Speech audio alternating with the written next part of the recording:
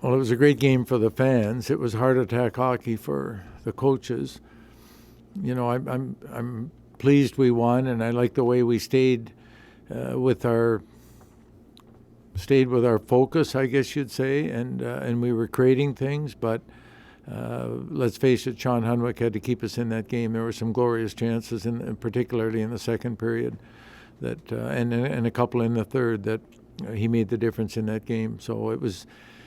I thought we had some good chances, and we missed the net on some of them. But A.J. Trias's chance in the first 3 minutes of the third period, I thought was a great save on their goalie's part. So he was a factor in this game as well. The ice was tilted pretty considerably their direction in that third period. What did you guys say or do it in between that and overtime to kind of? Well, we knew we hadn't played well. I mean, I can't tell you that you just turn it on and off, but at least the break gave us a chance to refocus, play better with the puck, and play better without the puck. We were reaching, we were circling, we weren't finishing our checks. We were on the wrong side of the puck. We were playing high-risk hockey, and then we started to play better after that. Was Brennan sort of real upset with himself after the miscue in front of Hunwick? Did you get a chance? Well, we just decided that we would go with 5D. I mean, the game's too important. The score is so close. And, we're putting a freshman defenseman out there in some tough situations. But I thought he played fine in the game. He got victimized on the goal, but he wasn't the only one.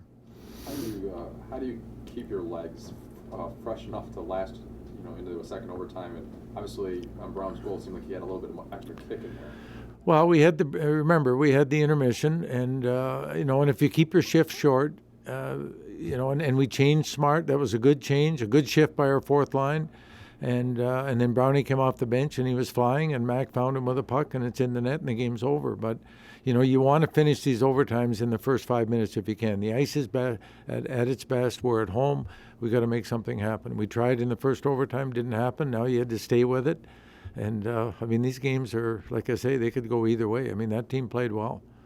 With the way Summer Hayes was playing, did you sense your guys were getting frustrated by the types of saves on good shots they were making? Yeah, he made some good saves, no question. And then we missed the net on a couple of good shots, and Brownie he's got such an accurate shot, and it's either a half an inch over the net or half an inch in the net. And fortunately, that one was in.